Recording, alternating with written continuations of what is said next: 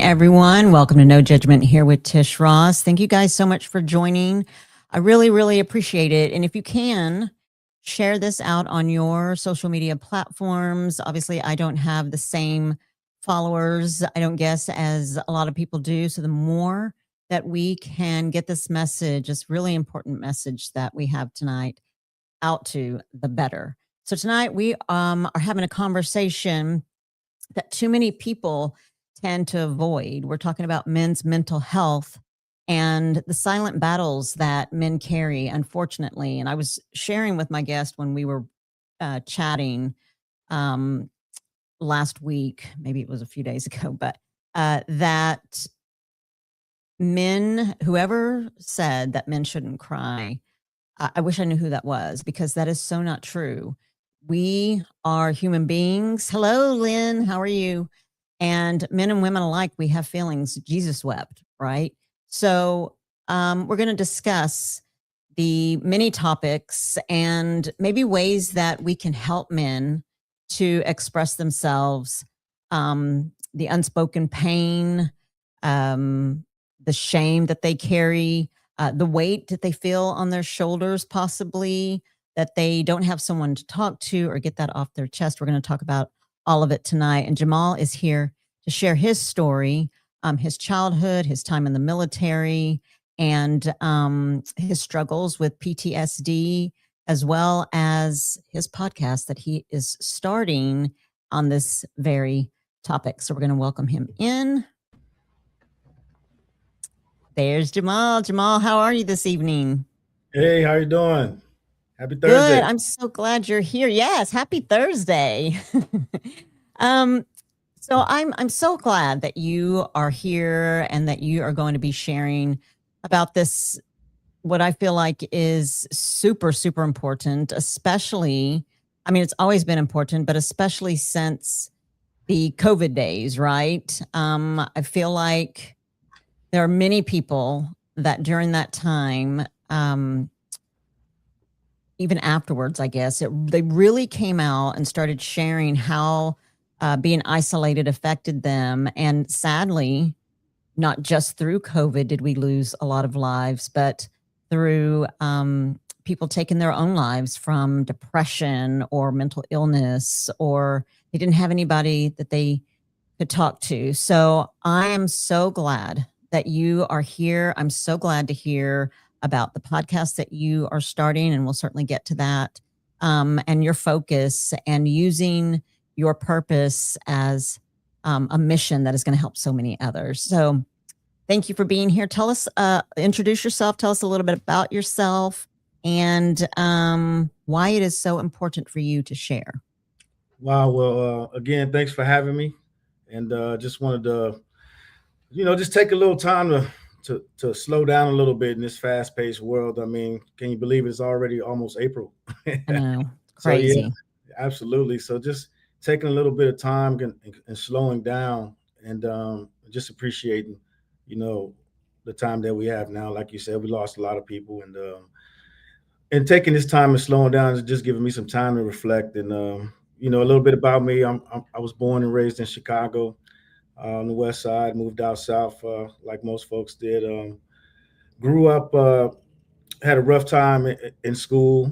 Grew up in the household where I had a step parent. I was the oldest of three siblings, and during that time, it was a difficult time because everybody was going through it, and like they said, there's really no textbooks on how to raise kids, but um, just going through some difficult times through then.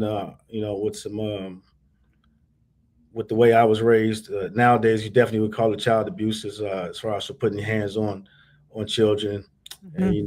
and maybe exercising and engaging in ways that you probably shouldn't. Um, Definitely frowned upon these days, and it kind of set me off on a path of having issues with authority, pretty much. Mm.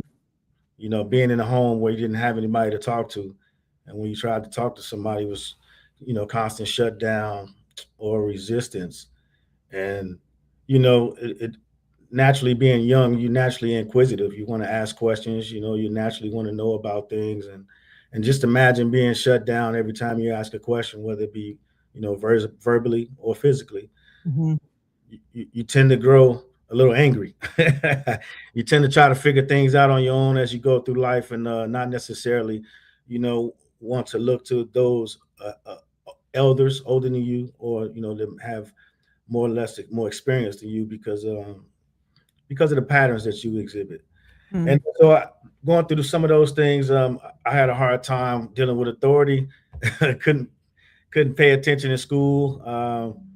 Wound up getting kicked out of school. Went to alternative high school, and it was pretty cool. Pace High School, man. Shout out to Pace High School. We They had a Habitat for Humanity program that was there, because I wasn't Mm. really good at school back then, and that was something that we got a lot of community outreach, help from the community that kind of helped us out a little bit, gave us some tools and some trades, and also exchanged that for some good grades. So that so that made it easier for some of us that couldn't pay attention. But making it, out of an alternative school, it was 12 people, and I was number one out of 12, so I was a valedictorian. Nice. That moment, I could say that like turned the turning point in my life, but it absolutely did not. But it wound up being monumental as I look back and reflect over the years. But going through that time, it led me to the military, because I didn't have any other options, because school wasn't on my list. So it kind of led me to the military.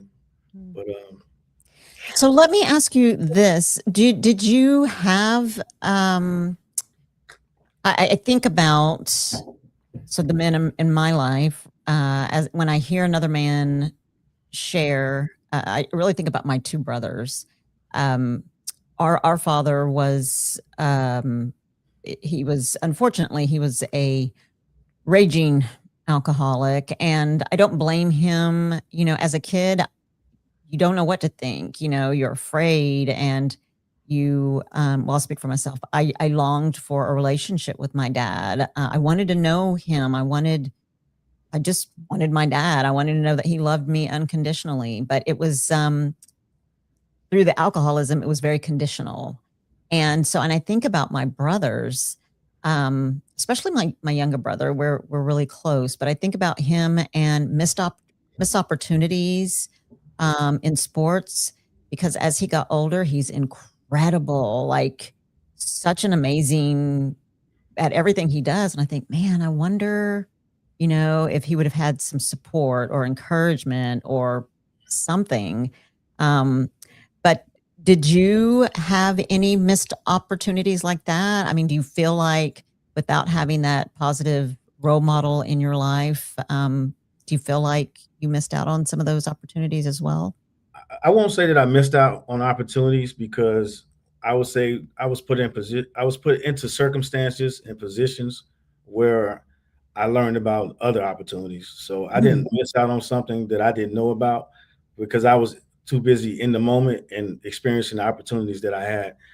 And it's now you can look back on growing up, and you can talk about a bunch of us. I guess they called us latchkey kids. Mhm. Mhm. Things like that. You get home and you be there, and your parent get there maybe about 6 7 p.m. They come in hectic, frantic, trying to make dinner, and all along you and your siblings have been there holding it down the whole entire day. So Yes. inadvertently, you're learning leadership skills, you're learning management skills, you're learning people skills, and you're learning how to kind of direct traffic and help within the household. But it just comes back to that education piece, because you're learning roles and responsibilities that can help you and benefit you throughout life. But if it's not identified, and then you can't capitalize off the moment, because everything should be a teachable moment. So if you would learn in that moment what you were actually learning, I think it would have been beneficial, versus Mm. looked at as being as neglect or a form of abuse or something along those lines.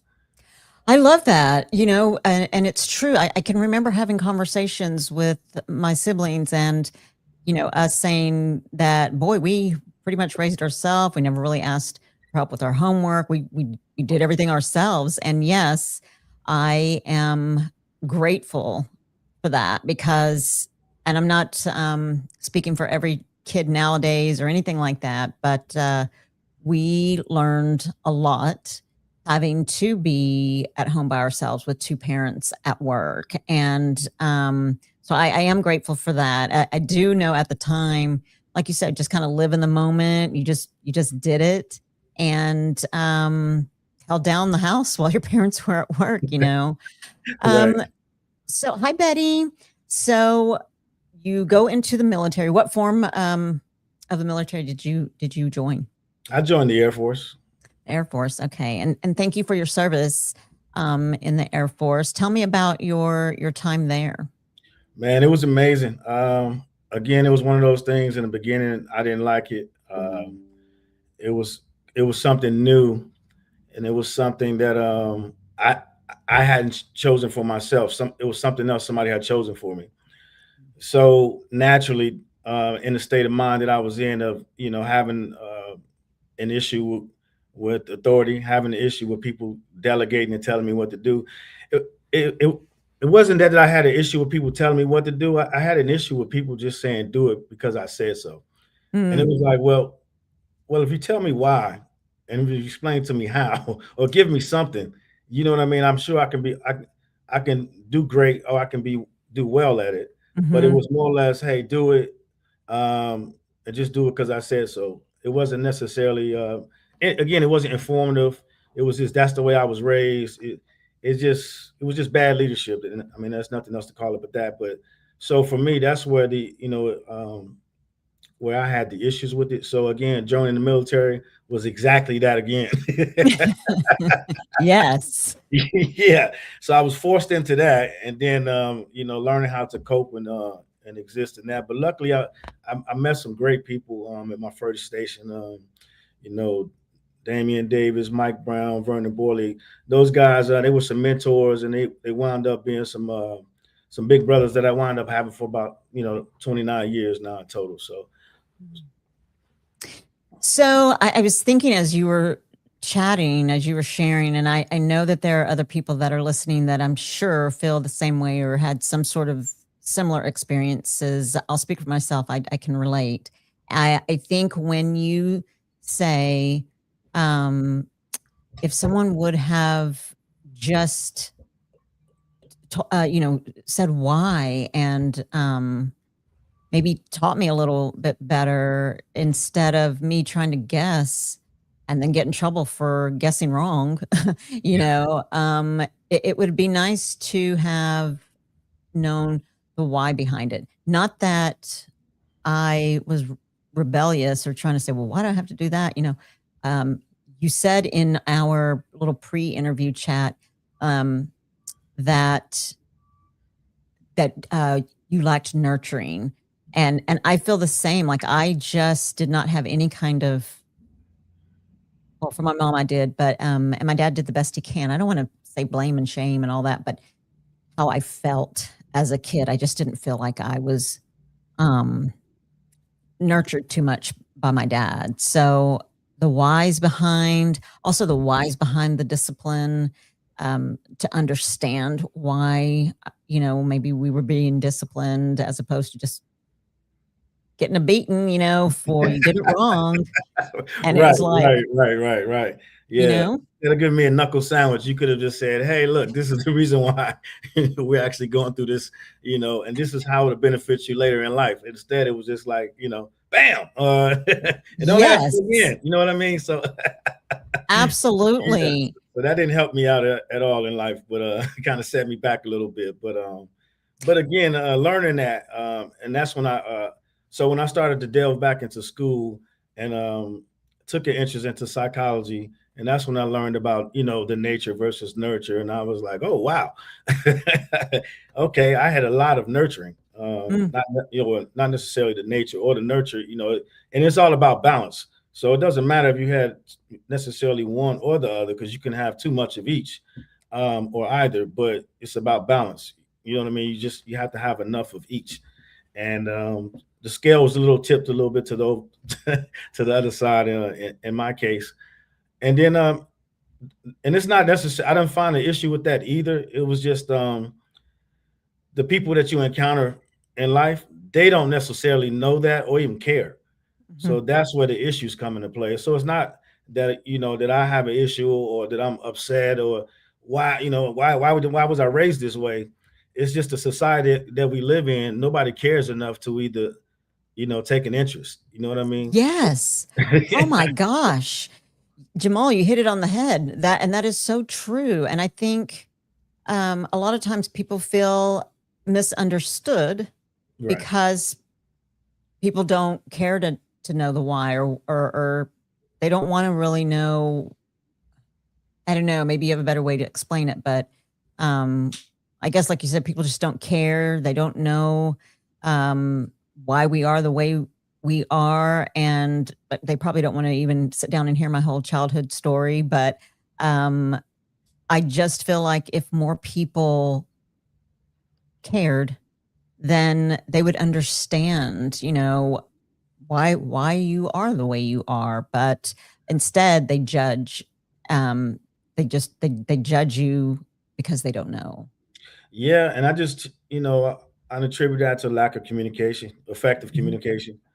Because imagine when you see somebody in the morning and they say good morning, you say good morning, they say how are you, and well, I'm having a shitty day, and they were like, Yes.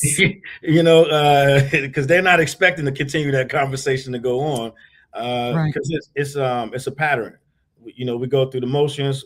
I say hello, you say hello back. How you doing? Weekend was great. Nobody really cares. These are just fillers that we're throwing into the conversation, or canned comments.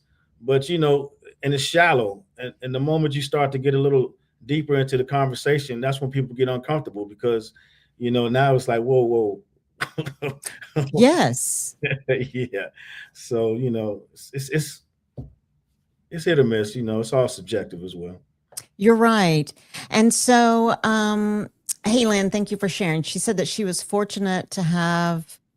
um, she was fortunate that she had grandparents and other family around growing up. Pooch says, I was fortunate to have a, he was fortunate to grow up with both of his parents. He's very thankful for that. He was raised lovingly but sternly. Um, Someone else, what's that behind you, Jamal? That's my uh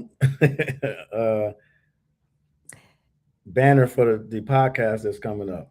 Yes, My Jamal's name got a is Lamar. podcast coming up. Yeah. Um, but Jamal, so you were in the military, you served in the military, you obviously realized that it wasn't really that you had anything against or problems with authority. It was just you needed to learn. You just needed to learn and to grow. And you were in the military, you had created really great friendships and relationships, and then you get out, your time in the military is done, you are discharged, and you had mentioned when we were chatting that you had PTSD.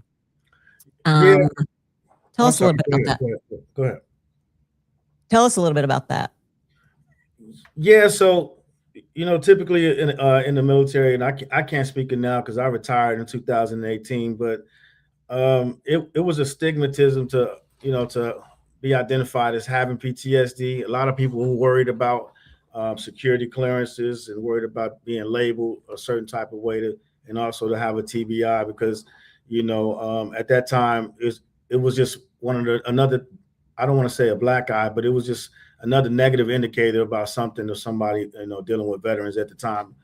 And so I just started to educate myself because I was going through therapy. I was, talking to, therapists on base through the VA. I was talking to therapists off base. And I started to educate myself as well because I was looking at, what I was going to transition to do when I retired from the military. So I got a couple of psychology degrees. I thought that I wanted to become a clinical psychologist. But, after dealing with the government, for over 20 years, and then I wanted to be able to use my own personality and some of the things that I've learned, some Mm. of the skills that I've able to hone, over those 20 plus years, some of the effective communication talents and different workshops and team building things I've learned over the years. So instead of doing that, I looked into becoming a coach. I had never heard of a coach before, only in the sports and only through, talking to different peer groups. they had advised me, hey, you should look into this. This is something that you do naturally. You're really well at it, and we think you'll excel at it. So as I was transitioning out, I wound up, finally getting my master's degree in industrial organizational psychology. So I was like, okay, so now that we got all of this stuff together, what are we going to do? We spent all 28 years of transforming this person, so now what are you going to do with yourself? And I just had a passion for helping people, and I think I pissed more people off than helped over the years, because I've always just tried to help people, even when they didn't want my help. Even my own kids were like, "Dude, stop talking to us about perspectives. Just, are we eating chicken or rice? Which one is it?" So I ruffled a lot of feathers over the years. I've had good intentions, I promise. So that's what kind of led me down this path. 2021, I started the coaching company. And then now going 5 years strong. Just signed on with the Texas Wild Hogs Arena football team, working with as their director of business development and coaching as well. So, in full totality, for over 4 years, this is what it's grown and kind of morphed into. So definitely believe in the power of manifestation. Yes, congratulations. My goodness, that is amazing. So, what made you, I guess, decide that wait, someone's asking, do you have a YouTube channel, Jamal? I do, but then my channel will be on Prospera Network, and the show will be called Silent No More. And the first show should be airing on the 1st of April, so you can follow me on Prospera. Perfect. Yes, Prospera TV Network, and it's Silent No More. And I'm so glad that you are offering this. I'll tell you, whenever I was beginning and trying to find people to interview, I was fortunate enough that I had actually quite a few men come on and share their stories and their feelings. And I thought, man, if every man could feel and express their feelings, but unfortunately, there's a lot of people that carry, or a lot of men that carry shame from what's crazy, expressing feelings. It's the trauma, because whenever you experience or go through that trauma, we just can use a random age of 13 or 16, and if you don't heal and you don't get seen for that trauma, then you don't theoretically move past that trauma, in the mental capacity and problem solving capacity of when you went through that trauma. So you can still be 40, 50 years old, but you still can be, sometimes you'll say, man, he acts just like a kid. And it's like, well, he hasn't processed past that trauma at that particular age. So that's why he can exhibit some of those conditions. So we definitely want people to get seen, any man that's out there, because one of the things that I learned, again, a gift and a curse of mine, is when I was younger and going through those sessions, disciplinary issues, used to, get the crap beat out of me or whatever the case may be. And there would be people around and I would just want somebody to help, like, man, you see this, how the hell are you allowing this? And not, and I would have issue with that. So then as I got older, people that didn't help other people, I inadvertently had anger towards them, because it would take me back to my childhood when all I wanted was for somebody to help me. So again, that's why I would go above and beyond and overly help people. And then they would be like, hey, back up. Because it's easy to tell somebody to ease up off the throttle versus nobody not knowing when to actually get in and kind of help. So I'd rather go be proactive versus reactive. You tell me not to help versus you saying, hey, why didn't you ever come to help? That's something that I suffer from, and that's my way of getting over it, is by trying to, again, pay it forward.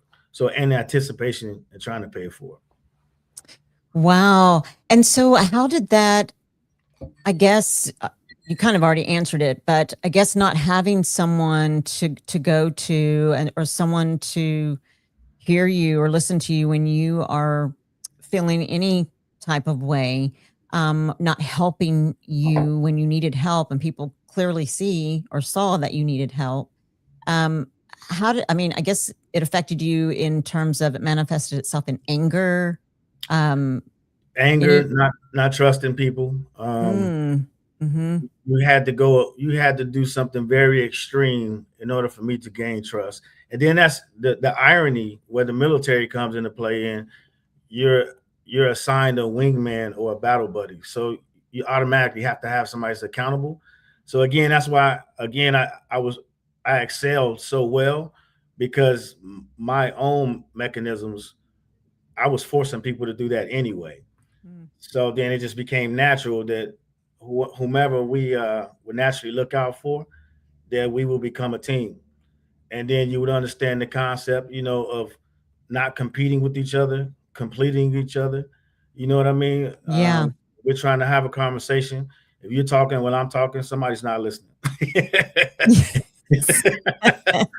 It's just impossible, right? I mean, so I mean, again, and then it just becomes natural that you automatically think of that other person because that other person is thinking of you. So it's a team, so it's no different between the military, sports, being a first responder, or anybody that has that structure is what the bottom line is. Structure is what I didn't know I needed, and then structure is what I fell in love with because structure with structure you can do anything. That's just how I feel. That's my personal opinion. Yes, I love that. So Lynn wants 20 to know how years, many years? 20 years, Lynn. 20 years. 20 years. My goodness, Jamal. Okay, and so what led you to wanting to do your own podcast, Silent No More? And are you looking for guests? I actually didn't want to do one. I just wanted to I wanted to be on one with other people. Mm. Excuse me. Nobody wanted to do the work.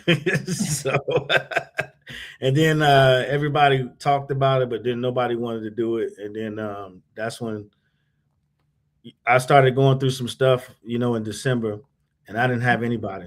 Mm. And it was just me. And so I said, damn, well, if I don't have anybody to call, this is natural for me. I can figure out a way to get through it. But what about other people out there that's going through the same thing? How do you get through it, Jamal? Because that's when you're going through something, men and women, yes, there are many times that we pull our boots on, we get up and we go. You get up, you think of something that you have to do, and then you go. But there are still those feelings that you have to work through. How do you get through that? It depends on the situation, and then I'll say, what I do is I try to take the emotion out of it. You know, then start trying to think logical, strategically. To see what the actual problem was. Um, because one thing you can't do is you can't problem solve if you're pointing a finger and trying to say it's somebody's fault. Mm. Right? Obviously, it's somebody's fault. It didn't work. Right. So we don't need to figure that out. It didn't work. So let's move on from that. And what happens is people get caught sewed up and pointing the finger because they don't want to take the blame. Well, I don't have a problem with accountability. Being in the military, we took accountability for stuff that wasn't our fault. We got blamed for stuff. Everything was your fault. It didn't matter. You know what I mean? Unless it was right, it was everybody's fault. And that's the thing is, you're only worrying about somebody's fault if you're not thinking about the team.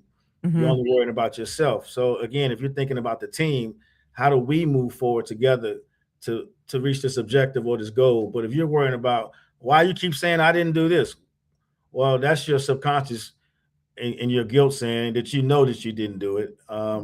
Because what happens when people get nervous, when people feel guilty about things, they didn't properly prepare. If you prepared, that's when people are typically cocky, a little bit obnoxious, arrogant, because that's the reason behind it, because they put the work and the effort into doing so.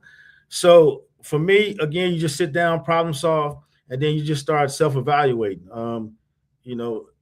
Like I said, everything's a teachable moment. Did this work? Did this not work? If we would have went right, we would have went left.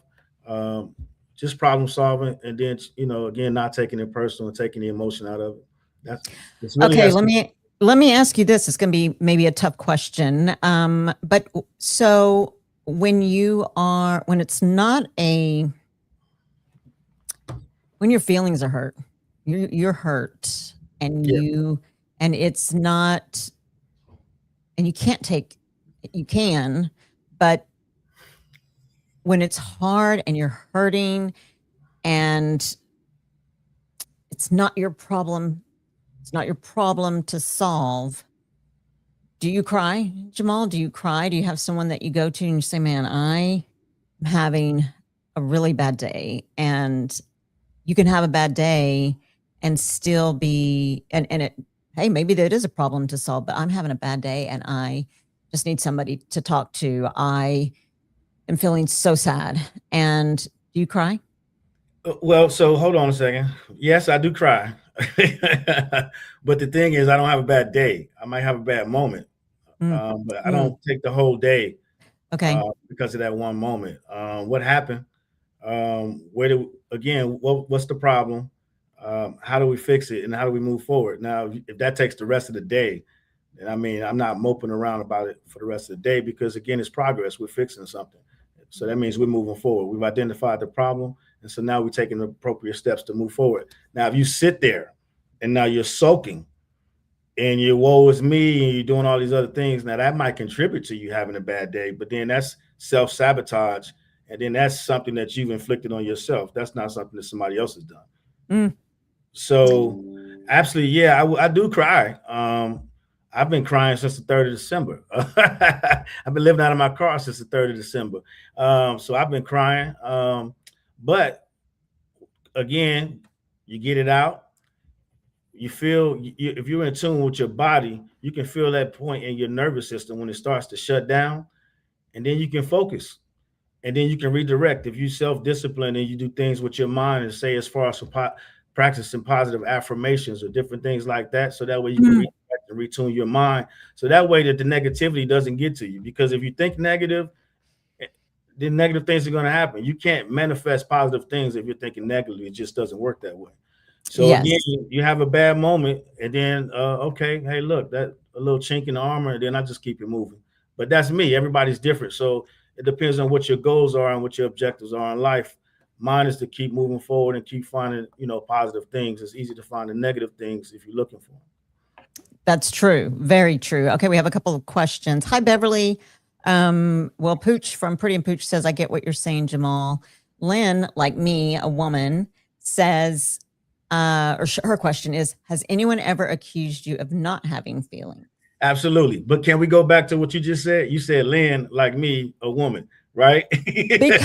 Because Jamal, let me tell you this, because Right, right. as a child that was abused, Uh-huh. right? Right, right. That has turned into, or did for, my gosh, 20 plus years. I was a coach of children, a Sunday school teacher for years with children. And because I want children to be able to be seen, to know that they are loved, and that they are able to express to me how they feel. I want to hug you. So when I look at you, or when I hear your story, Jamal, or any man or any woman, I'm a nurturer. I'm a woman who thinks, I get working through, and Pooch being a man, and I'm not pitting male against female at all. Okay. I'm saying that I mean, men and women are so different. And as a Okay. mother, I'm thinking, my thought is not accusing you of not having feelings at all, but thinking, for me, if I'm sad about something, and my feelings are hurt, or I'm heartbroken of something, I have to feel, I have to cry, I have to feel. And then it may take me a day. It might take me 2 days to heal, or to just get that. Pooch and I were chatting before this started, and that sometimes a really good cry actually does cleanse. It feels like you've released something, that you've cleansed your soul, and that now I can think clearly because I've cried, I've gotten it out. That pain in my heart or in my head is gone. Now I can think about what's going on. Okay. So what I'll say is, um, because you said feeling, so that goes back to the emotional piece. Yes. Because we can easily say, absolutely, take the time that you need, because who knows when you may get over it. Because you're only going to know is when you make a decision in your mind and say you've gotten over it. Or you can say, here's a 5-step program Mm. like they have on grief, like they have on love, heartbreak, alcoholism, different things that can get you there faster. So then, am I the bad guy, or am I looked at different because I can provide you a way to get there faster? Or because it's all dependent. Again, it goes back to being subjective, Mhm. because it depends. So if you had to get back to work, right, it's circumstantial. So it just depends on what it was. That absolutely you need your time to grieve or to go through and process. And that's the key word, is process. So Mm. as long as you have a process, I think that matters. Because if not, then you can be sitting in the corner and then you're not getting over it. You're just biding time. That's true, and can sink into a depression that's Absolutely. going to keep you there longer Right. than it would have had Right. you had a process, had you had some stuff. Okay, I'm getting it. I get it. Okay. Right. And see, to double back with the comment is, have I ever been? Absolutely, I've been told I don't have any emotions, but that doesn't make it Really? true. Well, I mean, because it's because, again, you have to think about. So everybody has their different paths, right? Yes. Everybody goes through things differently. Like you said, you may learn about taking maybe meditation, Mhm. maybe taking 15 minutes to sit down, gather your thoughts, and then allow that to process, and then figure out where how you feel about that mentally, physically, and spiritually. I may have a background, again, using the military, more process oriented. Grab a checklist, go get this out, and knock this out, because they're really, Mm. depending on what it is, you allow the room for the emotion piece, for comfort, I guess, for that human factor. So it just depends on what you're doing. You can schedule time in there for that, or you can just, you know, um, provide people resources so that Mm. way they can get over those obstacles that they may have. And if you provide somebody with resources, it may be looked at as you don't have emotions because you don't care about how I go through this personally and process it. You're just trying to give me these resources or checklists or whatever, so that way I can do it your way. So it can be looked at, because it's all about perspective, and again, being subjective. It can be looked at different ways, because both things can be true. Yes, that is so true. That's such a great way to explain that, for sure. Okay, so I take it back. Lynn says she's been told that she was emotionless. Okay, So Lynn. sorry. I guess I should have spoke for myself and being, this woman who is That's yikes. all right. Good job, Lynn. That's right, Lynn. Hi, Fresh Love. Good evening. How are you? I'm happy that you're here. Okay, so tell us a little bit about your podcast and what your hopes are for it. Again, it can be found on Prosperity TV Network and Absolutely. Silent No More. And are you looking for? Yes, I love it. Are you looking for guests, and how would someone be able to get in touch with you? Yes, I am looking for guests. Um, I'm looking for people with open minds. I'm not looking to argue or debate with anybody. Mhm. I'm looking to have just a nice conversation, and talk about. And this says for men's, because there's so many things outlets and platforms for women, Mhm. but I'm definitely open to, because I've got quite a few emails from women that saying that they would like the opportunity to come on the show, and have a conversation, and voice their opinion as well. So I'm definitely open to that. I'm open to doing, experiencing some case studies from some men that had some situations, and maybe just go through a scenario from their perspective, and let's all just kind of quarterback it and go through it and just provide some content. Because what happens is, a lot of people go through, scenarios in their relationships, and they may only get their point of view, and because of the communication piece, they might not necessarily be able to walk through and see why they didn't connect with that spouse or that other person. And so that way they can get a better understanding and process it within their mind and help them move forward in whatever relationships, whether it's personal or professional.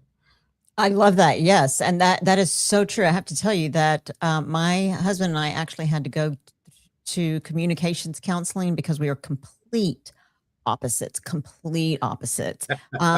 I am very much a nurturer, and he's a wonderful man, good man. I love him to death. He has loved me through some of my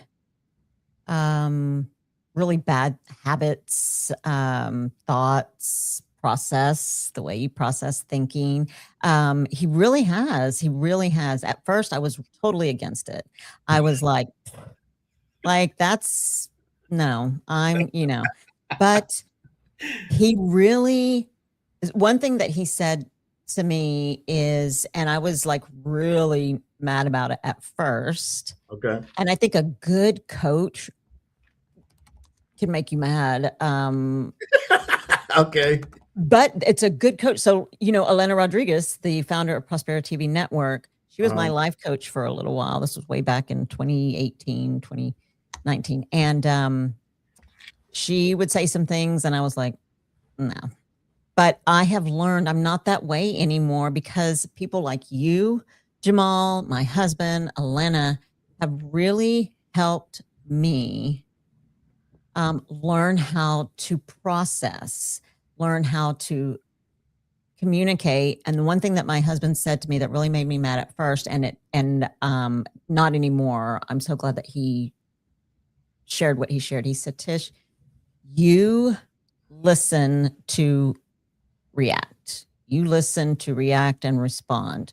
You're not hearing me. And I was like, I hear you and you're pissing me off.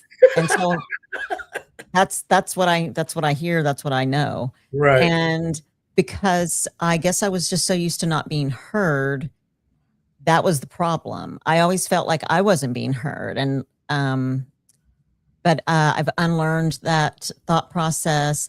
We now process through, I know him, he knows me, we know each other's triggers and whatnot, all the things. And it's so good. It Right? is. Yes. And you're right. Having a process through communication, having steps does get you through something faster. It is faster. It is. Like we do now, it's not long and drawn out and like I'm not speaking to you for however long. Now it's like, okay, let's figure this out. What happened? Why are you feeling the way you're feeling? Or, and taking accountability and ownership. I'm sorry that I said. Two adults. Look at you. Y'all adulting. Can you believe? Tish, hold on a second. Let's pivot. Let me ask you a question. So you said with your husband when he said that. So why were you against it initially? Against the feedback he was providing you? That is such a good question. Be honest. Everybody's waiting. Oh gosh. Okay, I'm going to be honest. I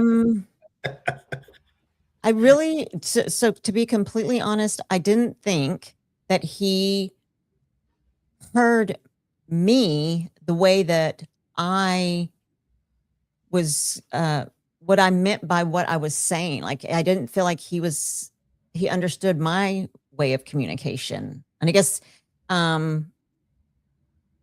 like I would just always say, but you don't even hear me. You're not even listening to me. And then he would say, well, you're not listening to me either. And I was like, so imagine how many spouses go through that every day.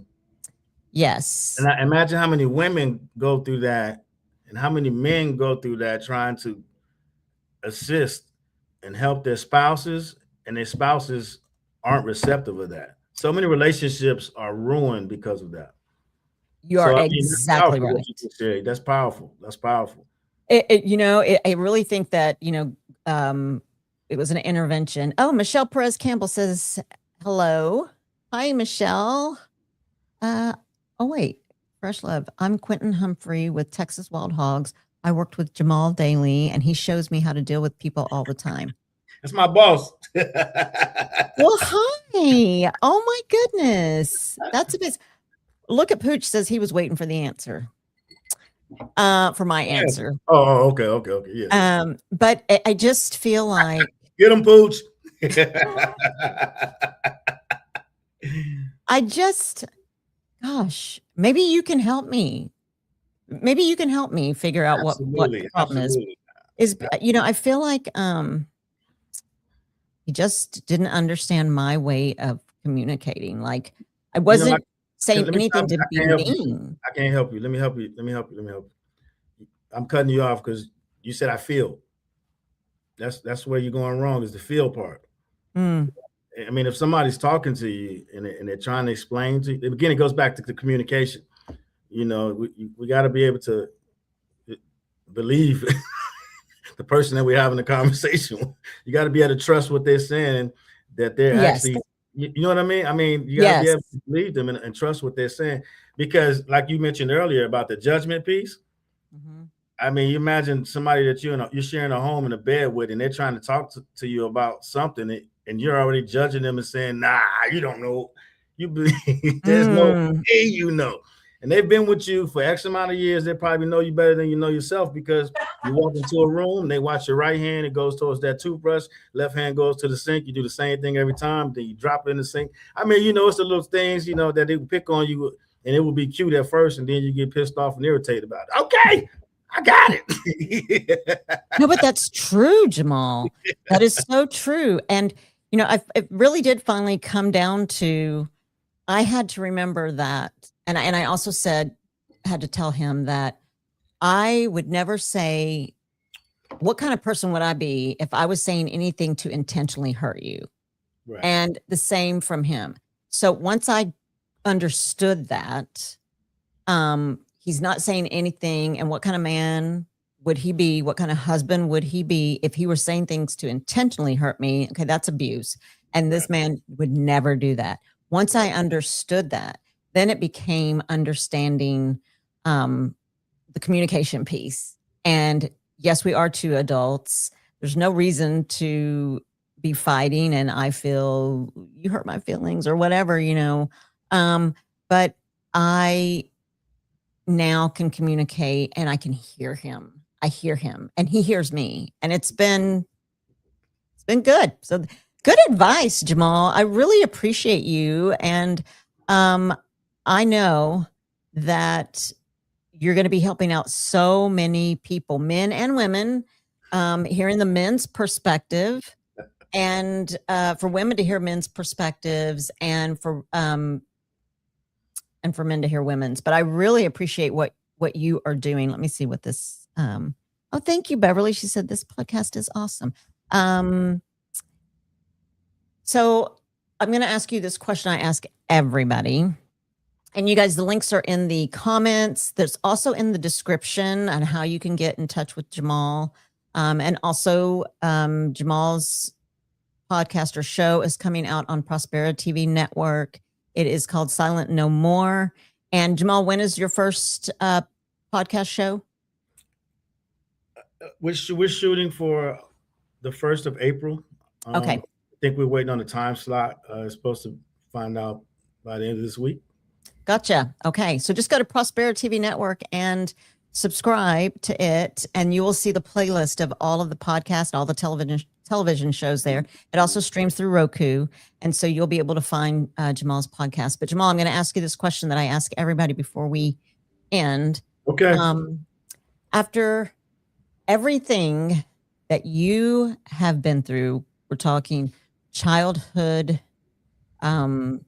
abuse, neglect, people not listening or not having someone to go to. You go into the military, and you create this group, this friendship. For 20 years, you serve in the military. Your career in the military, you're finished with that. You move on to do coaching and some mentoring, and you come to a place now where you are at and where you're moving through. Where or who, Jamal, who would you say after all of that, here we are today, who would you say that Jamal is today? Who are you today?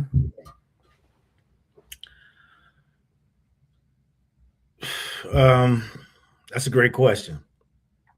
Great question. Um, After 20 years,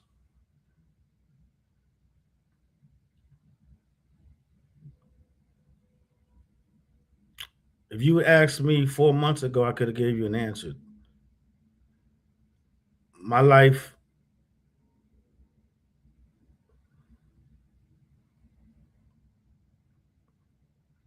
it has been transformed. Mm, I don't know who I am. I'm excited to find out though. So absolutely. let's double back in about 6 months. Okay. So here's what I see, Jamal. I see in the time that you and I have spent together, meaning just from brief phone call, brief conversation, and this podcast interview today, I see a man who is incredibly intelligent, a man who, in a matter of minutes, in a deep, raw, honest conversation, helped me to understand communication a little bit better. I see a man on a mission to help, and to lead others, nurture nature, to be that vessel for God. That's where the transformation comes from. And you are on a mission, serving Him, helping other people become who they are meant to be. So they experience that transformation through you, God using you. Jamal, you're on this planet, in this world, for bigger and better things than you even think of, that you can even imagine. And 4 months ago, you might have been somewhere where you're like, man, I don't believe that. Here you are. Here you are today. My gosh, a man with a new job, a new career, a man with a podcast, and one that is going to lead others to their success, whether that's mental, whether that's emotional, whatever that is. You've got the tools, my friend, because you helped me in a matter of minutes. And I'm so looking forward to your podcast and where it takes you and where you take other people. That's what I see. I think you're a great man. You're a great young man. I appreciate you. Thank you for having me. Absolutely. Of course, of course. I'm so sorry, Lynn. Let me look and see. I apologize. Let me see here, Lynn. Let me see here. My apologies. So she says, I'm a nurturer, although I'm not so much a nurturer of myself. It gets me into trouble. What else did you say, Lynn? She says, do you believe in Jesus Christ? And I see that where you said you've been told that you were emotionless. After I kind of put you in with me, Lynn. Oh, good. Beverly Moffat says she just subscribed to Jamal. Perfect. Hi, Crystal Clark Humphrey. Hello, Jennifer Glover. Thank you guys for being here. And so Jamal, I really appreciate you coming on and sharing, and for opening this podcast, for starting your show. And I know for sure, I know for sure that you're out to change people's lives, and I appreciate you. I really do. Hey, I appreciate you. Appreciate you having me. Of course, of course.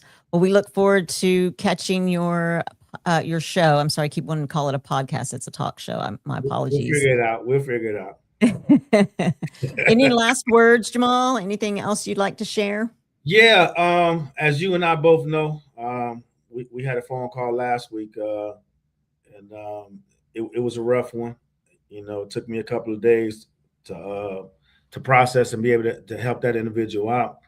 But one of the things I got from him is we kind of started to show off that way is one of the things that helped them out was somebody took a few minutes out of their day just to ask them how they were doing. Mm. So if you have the opportunity, stop and say hello, um, and just ask how somebody's doing, and just take a few minutes to be human. Yes. Yes. Yes, I do know that phone call. And yes, to just smile, to just say hello, take a few minutes. And one thing that you said earlier is like people are so used to saying, hey, how are you? Fine. How are you? Fine. And then that's it. Like, really take a few minutes to really, when you're asking that question, to have the time to be able to really hear how someone is doing. It can save people's lives. That's for sure. Absolutely. All right, Jamal. Well, until next time, my friend, I really, really enjoyed our conversation, and I look forward again to watching your first episode of Silent No More on Prospera TV Network. We'll see you then. Bye. All right. Bye. All right, everybody. Thank you guys so much. Wasn't that great? Yes, for sure. Jamal is on a mission, and I am looking forward to seeing all the people that he is going to help. I'm looking forward to tuning in so that I can understand men a little bit better myself. And I appreciate you guys coming in and supporting No Judgment here with Tish Ross, the podcast. I appreciate your comments, your subscriptions, sharing the platform so other people will be informed as well. So until next time, we will see you then. You guys have a good night. Bye.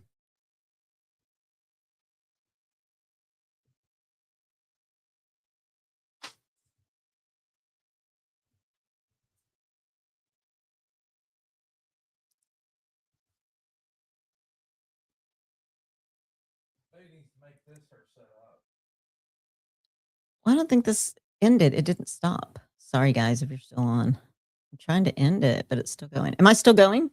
I don't know. I'm not on it. Am I still going? Oh, yeah, you are. Yeah, it's not ending.